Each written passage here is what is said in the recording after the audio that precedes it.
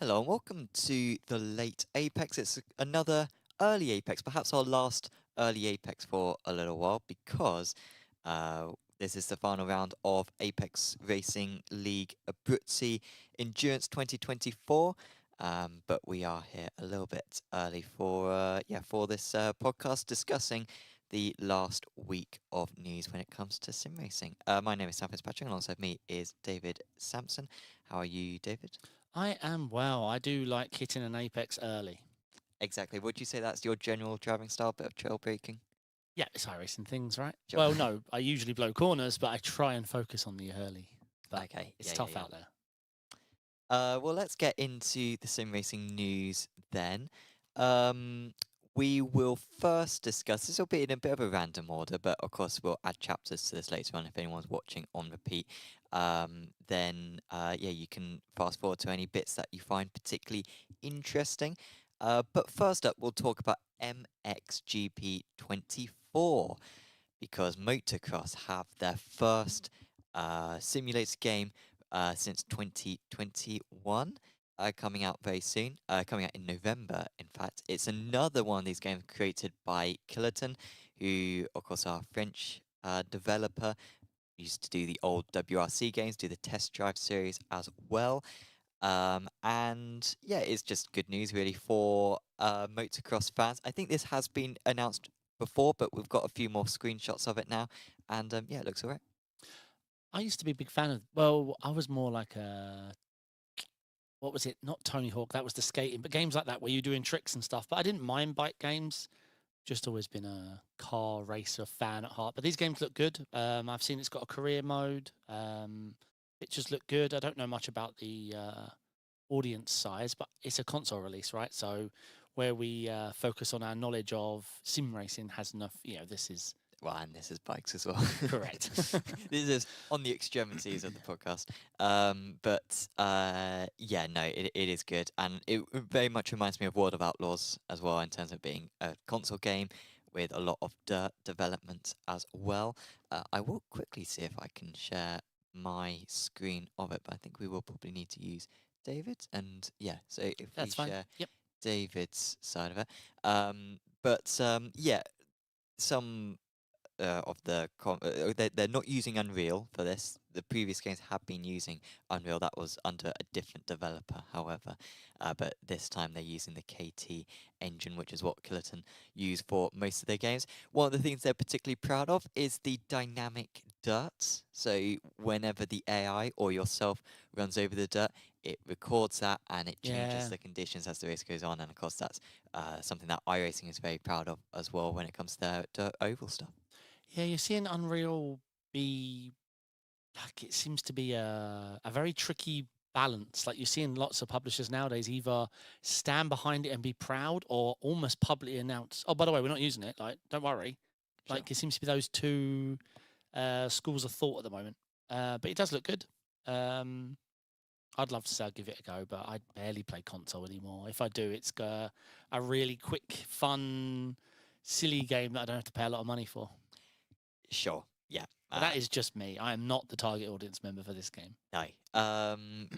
One of the criticisms from Traxion when they tried it out was that the surroundings are a little bit barren, and that's a note as well from some of the other games developed by Kiloton as well. That there's just not a whole lot of scenery, which they question whether that really matters once you're actually driving and whatever. You mentioned it earlier on, but one of the positive notes is the career mode, Yeah. which is quite in depth, working your way through the divisions, which I see a lot in games nowadays. You know, in between the NASCAR games, the MotoGP games, this World of Outlaws, it seems like a standard thing. And I look back to when I used to play the F1 games, and even now, you don't really have that relegation promotion thing where you Yeah. work through the tiers. And it's good to see that you have 3 4 divisions. WRC, another one of them. It's quite a standard thing that we have now, that if you get the license for a big franchise, you don't just do the top division of it, you do Correct. Yeah. the second, third, fourth. You do as many as you can. Yeah, I like the idea of a career mode. Like we're getting like the live service games, the idea of games trying to everlast and bringing forever patches. Like I've never been a big fan of the insert game name, put a year on the end. You're almost telling them like in 1 year it's done. Like you're going to release another one, make this one look bad by making a trailer, and which always lends the worry that they don't always want to step it up. Like scenery, like you say, they might be planning that for the next one, which means it might be ready, but they're just holding it back so they have a selling point. But that's just me. I hate this. I always disliked the 59.80 a year thing. But what I was trying to get at is I'm actually preferring this model again because I'm just sick of the live service forever games that don't last forever. You know, once they fall out of paid players and money's not coming in, the games get abandoned. And if it's an online only game and it's abandoned, then how, like with Test Drive, you know, this is an online world, but there's not, the players are declining. What happens, you know, to this everlasting game?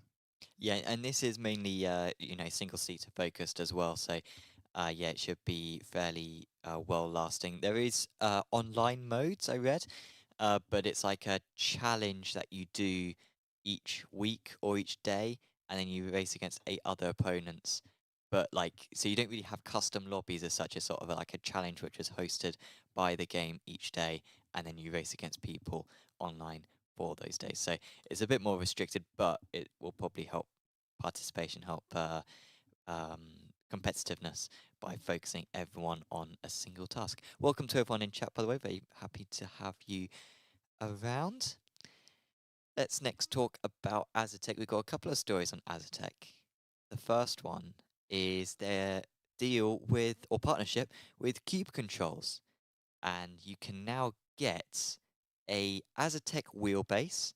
So that's their La Prima, Forte, or Invicta. That's their 3 tiers of quality when it comes to their wheelbases and generally their sim racing equipment. But you compare that with a Cube Controls wheel, order it in one, and you save 15% on your order. Yeah, it's a clever partnership. It's a strange one, obviously, because Asetek have their own wheels, but obviously this is a subsidized partnership, and you know, it's always nice. But yeah, I mean, Asetek have been making waves.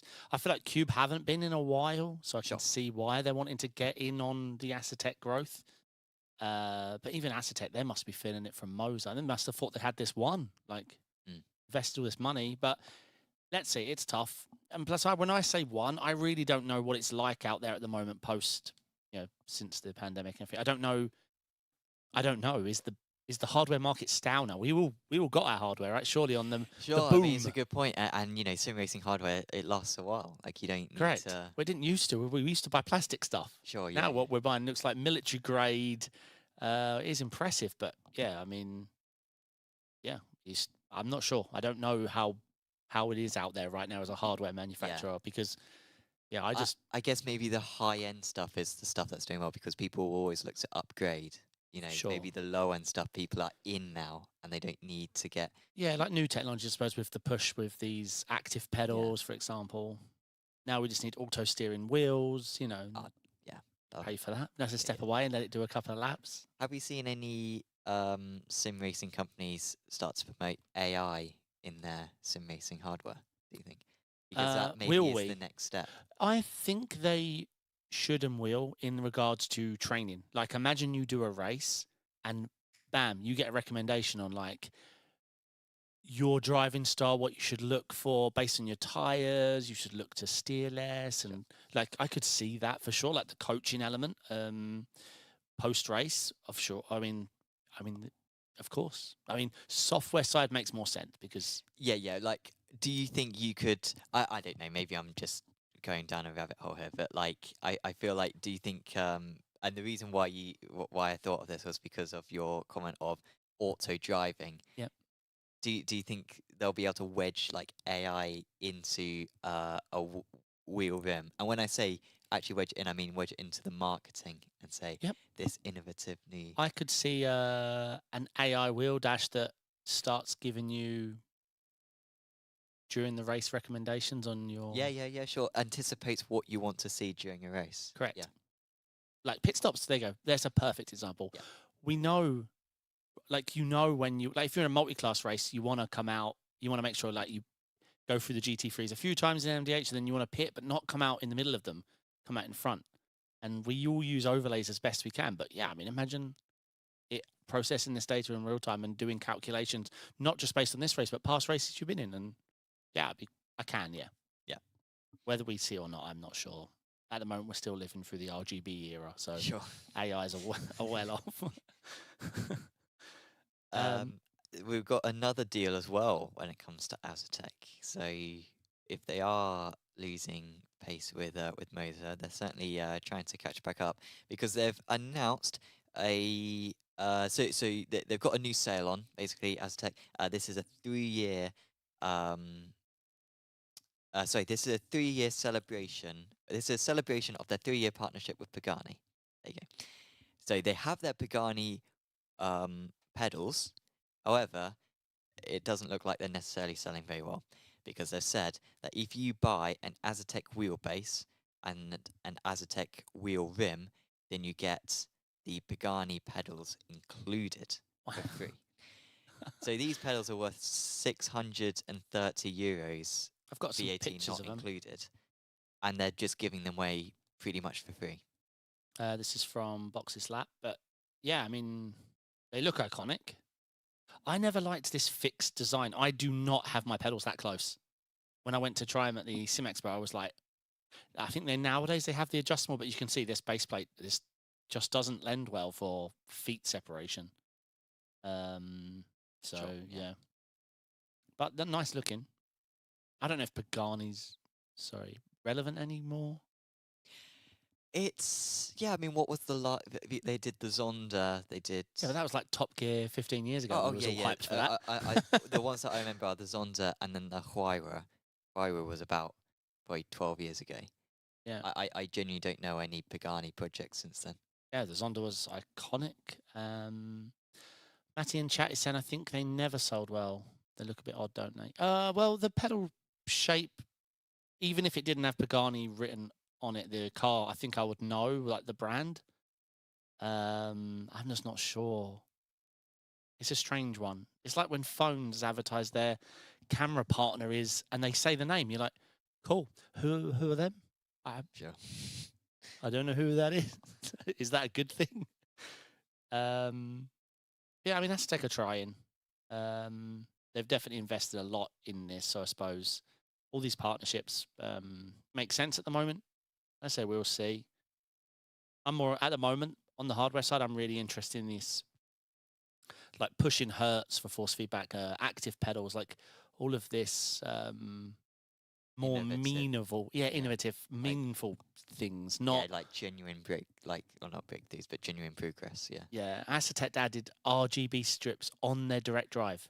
Like, yeah, it's doing something that's already been created, but doing it Yeah. more affordable and better. So yeah. I mean, we are so lucky the prices of direct drives now, though. We wouldn't have even predicted that to see £300. Like, the prices are coming down at a rapid rate.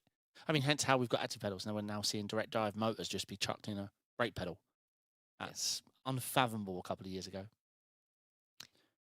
So next up, we will discuss iRacing, and the McLaren was released. Of course, the last time we did this podcast, we were saying it'll be out soon. But yeah, the McLaren GT3 has been added to the game. Have you had a chance to? I drove it for like a lot. I've heard really good things about it, which is generally what people usually say when a new car comes out. I remember when the 21 Mercedes came out, the F1 car, and the first week was all these thumbnails of people being shocked, saying, "Oh my God, is this the best car in sim racing?" And within 2 weeks, it was dead. But I guess this will certainly have more staying power. But yeah, what's your verdict on it? Really fun to drive. It definitely sold well. I must have done, I don't know, 14 back-to-back races over and over and over again during week 13, and we had many splits where it was just McLarens, and it drives well.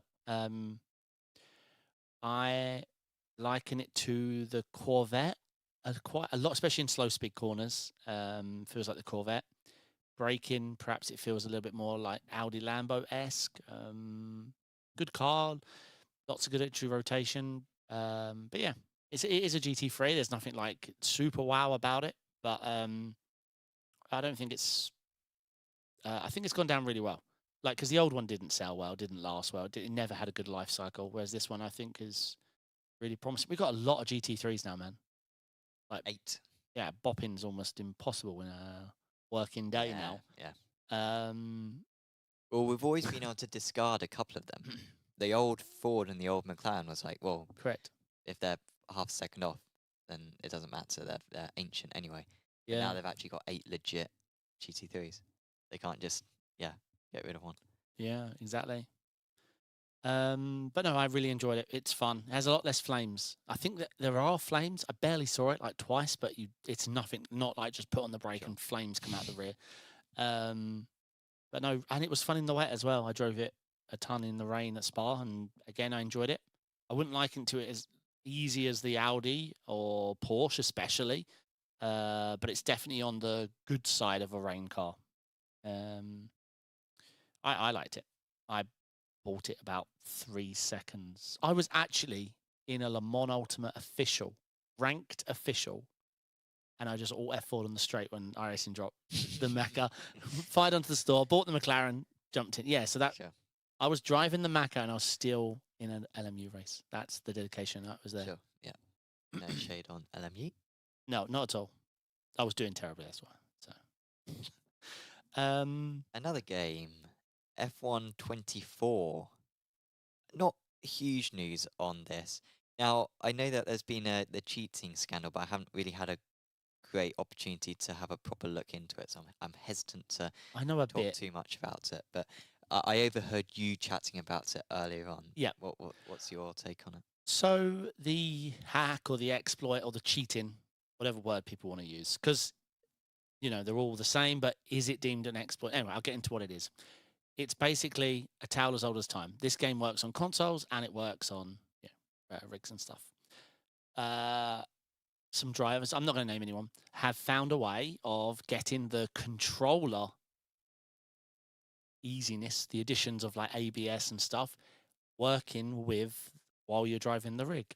They're using Joy-to-Key, a script we all use to map controller buttons on our wheel. Like if something doesn't do something, you can just use Joy-to-Key to fix the hole. I use it not for cheating, but for setting my fuel because the button doesn't work how way it should. So I use Joy-to-Key to finish the path. They were using Joy-to-Key to, oh look, I'm on a rig, but under braking I'm using a controller. So Sure. their brake pedal is I haven't seen, but that's what I'm. Look, we see this. If you've ever played Call of Duty or whatever, and you press the aim button on the controller, it slightly aims. It's not auto aim, but it's helping the controller user out. Right? It's tough. Mouse and keyboard don't get that. So if you use Joy-to-Key to map the left button on a controller, the aim button on a controller while you're pressing aim on your mouse achieves the same job, but you get auto aim. Sure. So they're doing that. So under braking, they're not using their load tail pedal.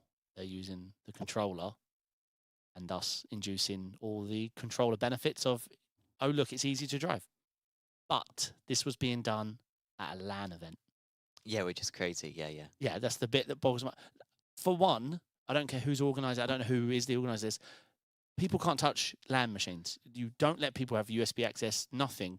You let them open the game, set their controls, and I don't understand how this is a discussion.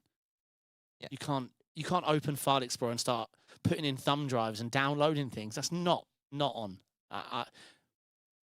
They're asking for this. That's the problem. Yeah.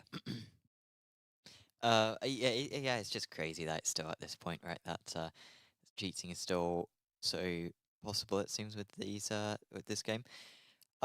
Maybe, well, no, it's probably not too linked, but the other F1 24, it's not necessarily news, but it was pointed out by Overtake that sales have been taking a big hit on F1 24. Now, this is only Steam sales, we should point out.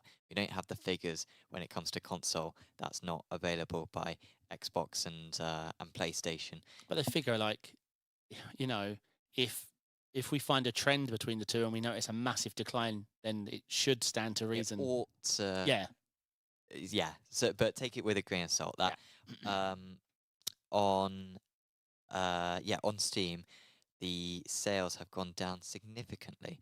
May need to open this on your screen. Yep.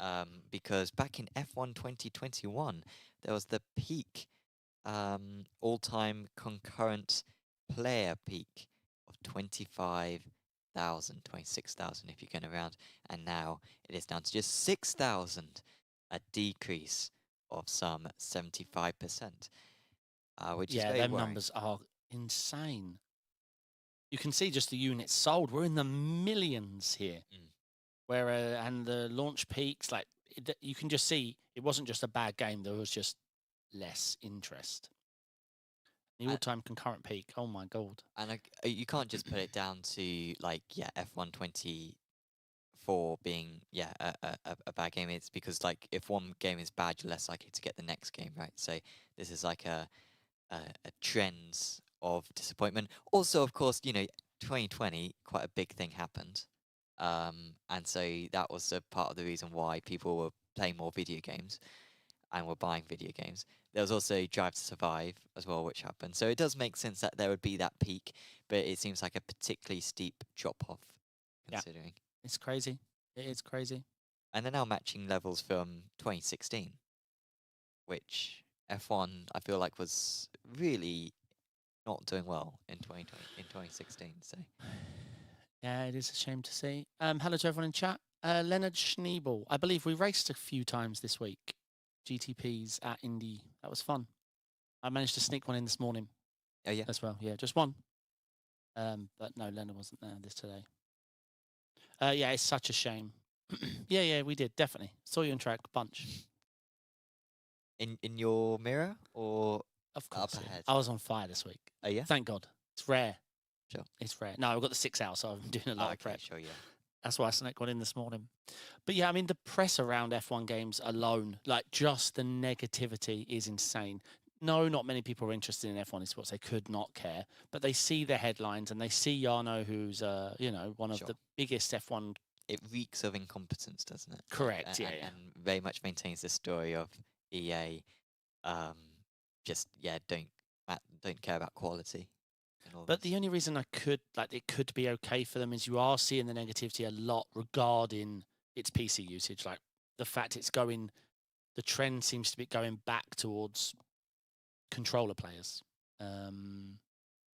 Yeah, so I don't know. But yeah, it's not great to see.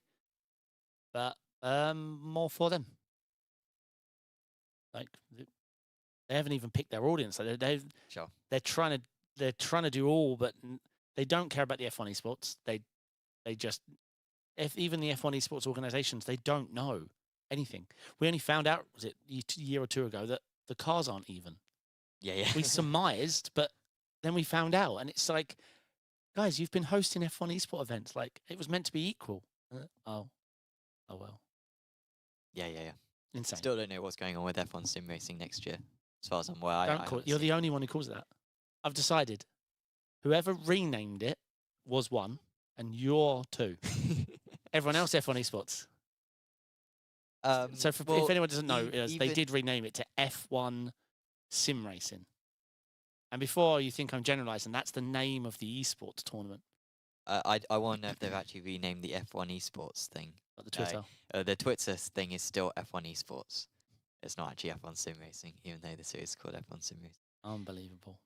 Makes no sense. Yeah, I'm not sure what's happening to that, because the first round of last season was in December, I believe, at Jonkoping. We'll see if that comes back again this year.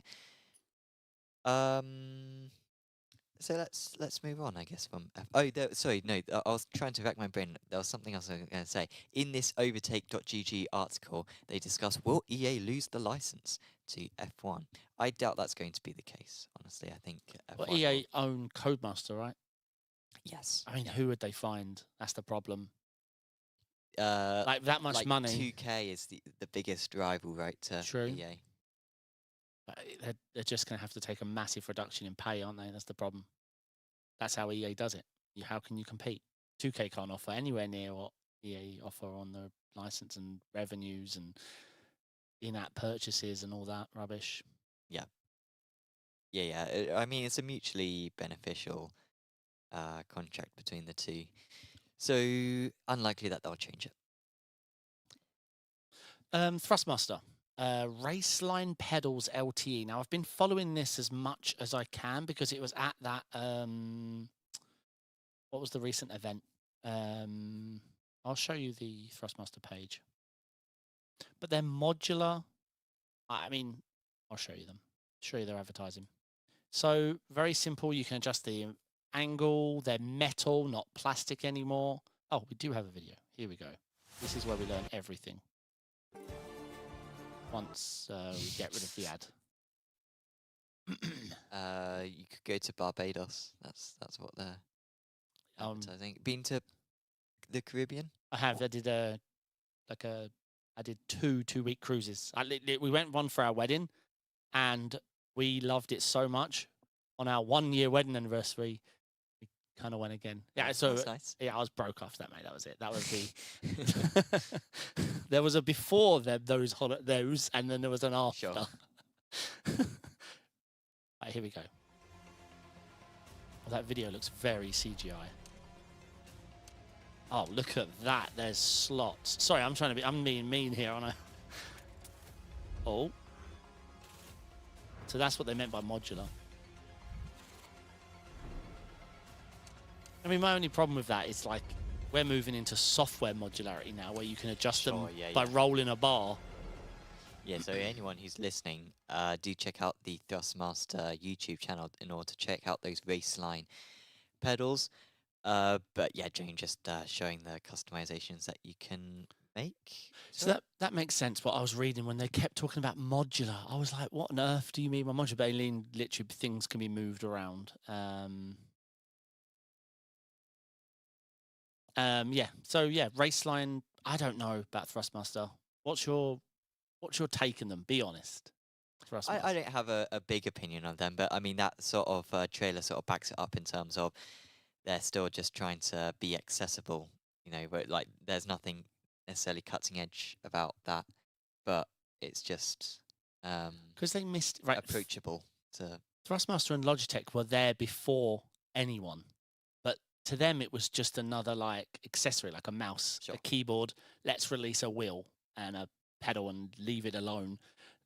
I don't even think they noticed the rise of other companies. I think Fanatec was probably their biggest wake-up call, but they never did anything. My first set was Thrustmaster, then I went to Logitech, and then that was it. I never looked back. I never planned to as well. But yeah, though these aren't out yet. Again, I don't know how that end of the market is doing, especially on the low end. I mean, all this hardware tech isn't just getting more expensive. All the expensive stuff is getting cheaper. That's the best way I can put it. That's how I did it, how I thought it up. Next thing, GT Manager. This is something I'm actually interested about. No jokes. We have to be clear as well that there's two GT Manager things. Yeah. One is the mobile GT Manager, and one is the one I'm thinking of is that Team Racing Challenge. Oh yeah. Which is different to this. This is GT Manager has historically been on mobile, but then this is a more than a conversion. Like that's what I think it was promoted as initially, but they have genuinely made some proper changes for their PC game, which is releasing soon. Yep. So you run through GT3s, GT2, GTE, and then you get into the hypercar. I've got some pictures actually. Traxion did a really good write-up. I'm actually excited to try to give this one a try.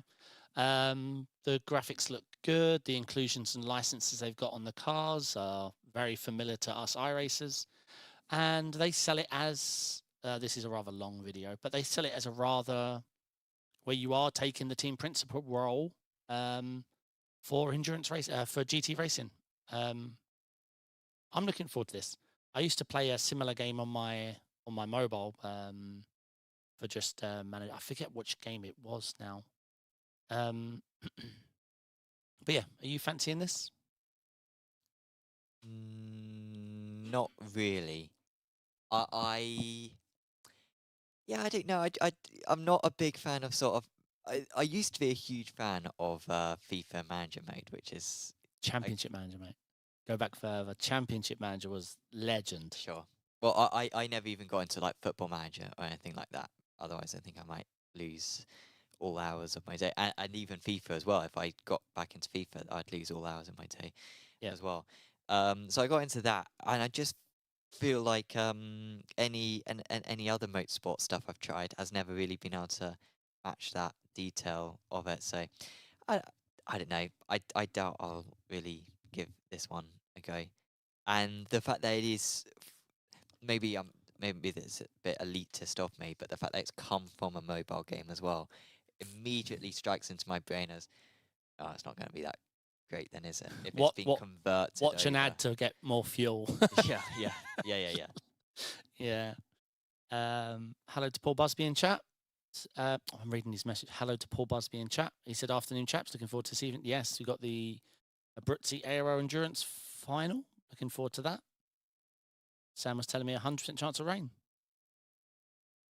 You'll disappoint them, so that's your fault. But no, I will be giving this Duty Manager a try. I agree. I hope it.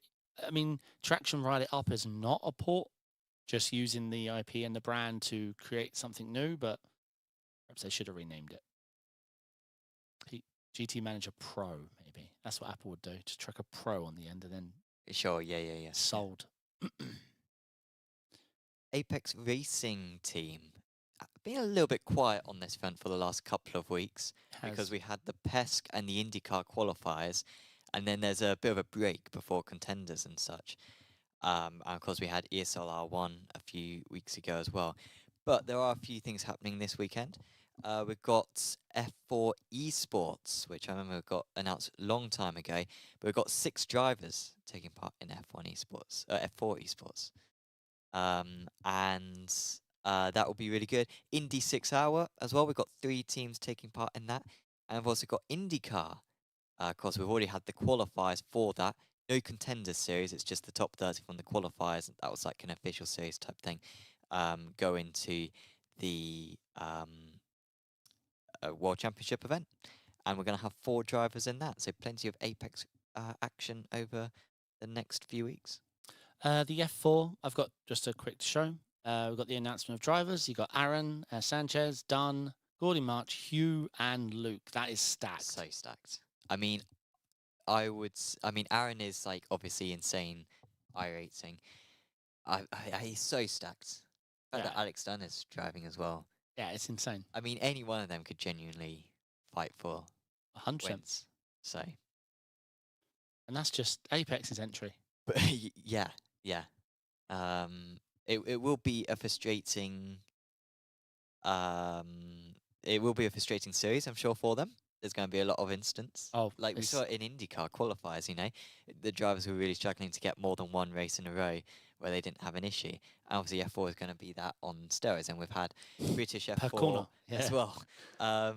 We've had British F4, which admittedly was a much lower quality of drivers, but it just is the type of racing that you have in these cars. It's like Moto3, but in single-seater cars. So, you know, it's going to be a lot about luck. Like, I wouldn't say any one driver you can give more than a 25% chance of winning each race, because it's as close as you can get to like a NASCAR race with the draft model in the F4. Yeah, 100%. Just even, I would say, even just putting it on pole every race does not help your chances.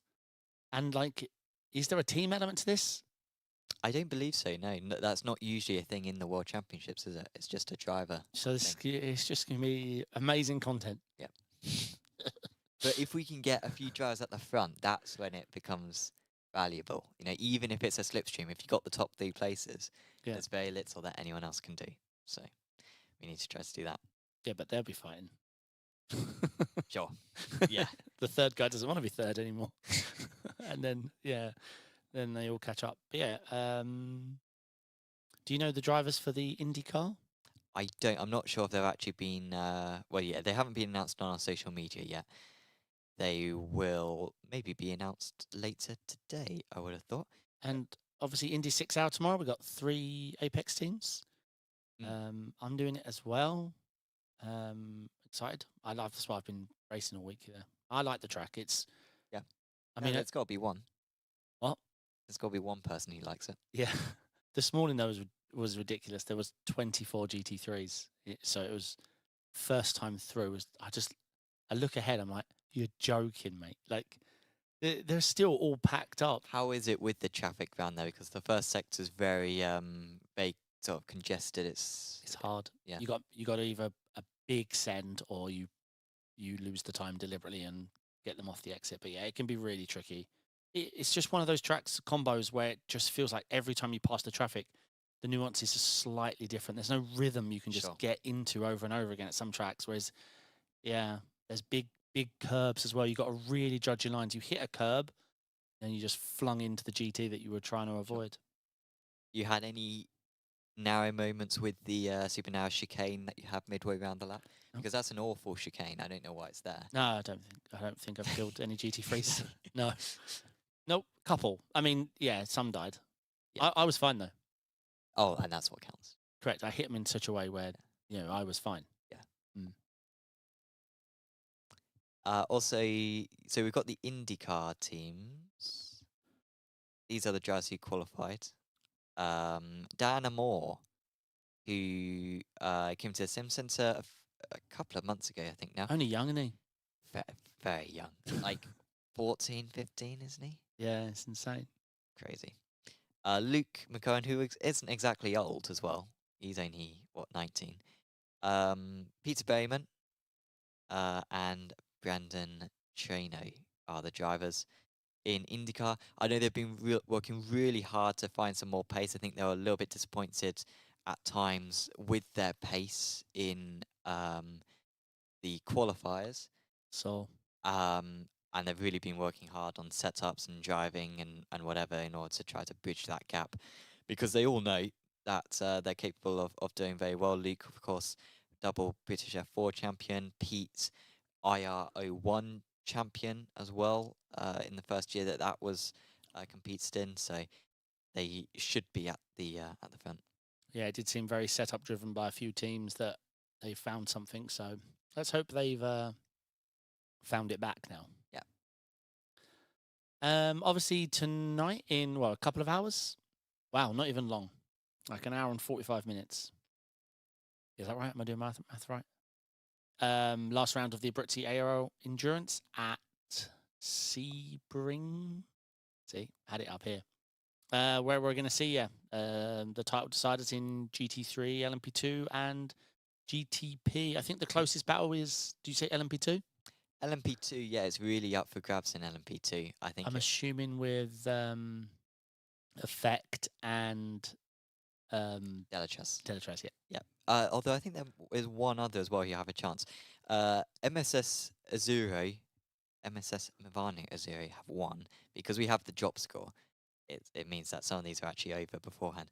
But in LMP2, effectively by 3 points over Delatres. Delta Sport won last time out in the rain at Suzuka, and so they still have a mathematical chance, but would need things to very much go their way. They'd need Delatres to hit effect, and they slam into the wall, and then Delta go on and win. Yeah, they absolutely need. I mean, that can happen because these two front, like if they're going to be at the front, they are going to be fighting for the championship win. True, and Effect have had two sort of bad results, a 5th and a 7th. Delatres have had a 4th and a 5th. It's actually Delta Sport who have maybe been the most consistent. So yeah, it could change, but they'll need a big hand. They had a big score. favor. They had Yeah. a big score. No, I'm looking forward to it. It's been a fun series, really fun. Yeah, it's gone around quick actually. It has. It's quite a short endurance season. Like you think of like Ivra, and that's over the course of 5 months. We cover the Champion Motorsports iRacing series as well. That takes about 6 months. Whereas this, with rounds every other week, it's over and done with in 2 months? So when's the next season announcement? For endurance, Yeah. not anytime soon. No pressure. We have had questions about ARL NASCAR and still no announcements for that, because we do have ARL prototypes coming up soon. I'll be on Thursday nights, broadcasted from the studio. So do check out apexracingleague.com for that if you're interested in LMP1 or LMP2 racing. Basically the same time as we usually do the Friday one, but just Thursdays. Yes, Yeah. yeah. There is one Apex Racing TV clip. Okay. Not a super interesting one, this one, but it was something that I hadn't really noticed from the new Spa circuit and maybe the gravel generally. And I was curious if you've maybe seen anything like this happening so far to you, David.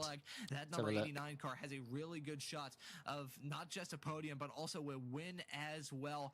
And we're going to see him try and bring it home. Meanwhile, this is, No, that was a big what class is moment. that? Who was It's LMP2, right? Not just a podium, but also with flag. No, wait. That number Is he missing his rear wing? I think he is missing, or he's got a very skinny rear wing. I think he might be missing. No, I think there's something there. Not just a podium, but also with This is the skinniest rear wing. as well. And I we're don't know. gonna It's see him something. try and bring it home. I think that's just low This is downforce. as well. But yeah, he's We're gone gonna for see flip him in try the and gravel. To be fair, is that realistic? I think that's realistic. Yeah. bring it home. I mean, I love the sand. If you're asking me if something that's changed, something has changed with gravel and sand for sure, because you're finding you can get yourself like that sensation of being beached is really there. Some people really struggle. They tow without realizing what's you going just on. have to ease on the throttle. You Correct. can't just Right. bury it. If you jam it in sixth gear, it's enough Okay, just to do sure. your old technique. But yeah, some people just think they're stuck or something's gone wrong or their wheels off alignment. But yeah, what a flip. I'm calling no wing, but yeah, who knows? Because that was quite the incident. Yeah, that was big. That's everything I had to say on that. Yeah, same. Nice to see the McLaren finally get added. We'll never find out what happened, but the MO seems to be that they just needed a thumbs up the medium material, and that bit took ages. Usually McLaren have a lot of time free, but now they're winning and doing things. Sure. So they're busy. Well, they had to have those meetings about papaya rules and stuff. Apparently, there's new rules. I don't really follow F1 media outside the F1 weekends, but I heard they were being scrutinised on what the new agreement between the drivers would be. Yeah, I mean it's crazy. They are. I mean we always talk about F1 in the end at some Yeah, point, but all conversations lead to F1. it is crazy that they are blowing their own championship. But you also got to let them fight, right? Like, Well, Lando needs to finish a lap in his qualified position. Like he needs to learn. Well, I mean, obviously, I think it should be. I'm very much of the belief that team orders are fantastic and that they should, whenever you can, sort of organize and choreograph the drivers, you should. But Lando was saying after qualifying in the last race, he was asked, "Oh, do you expect Oscar to let behind you?" And he was like, "No, no, no. I want a race. We're here to race. I want a race." Which I think is a stupid mentality. I mean, just win the race, man. You could win the title. I mean, let's not. He Let's probably not could mess yeah. around racing your teammate. You got years of that to come. You got plenty more years in F1. Let's win races. If they didn't swap their drivers back in the race 4 rounds ago, whatever it was, and this race Oscar stuck behind, he's very, very much in for title contention. Well, yeah, maybe they could have got an extra few points. I think Hungary was fine because unless there's an agreement in place before the race, they shouldn't organise it. But yeah, after Hungary, they should have put in some rules. But they maybe have finally learned. That's all coming up this week. So you do watch the races. So we'll be back in about what hour and a half. Yeah, hour and a half. Do check out Abruzzi Apex Racing League Endurance 2024 season finale. Will be a fun one. But until then, we will say goodbye and we will see you back next week. Ciao.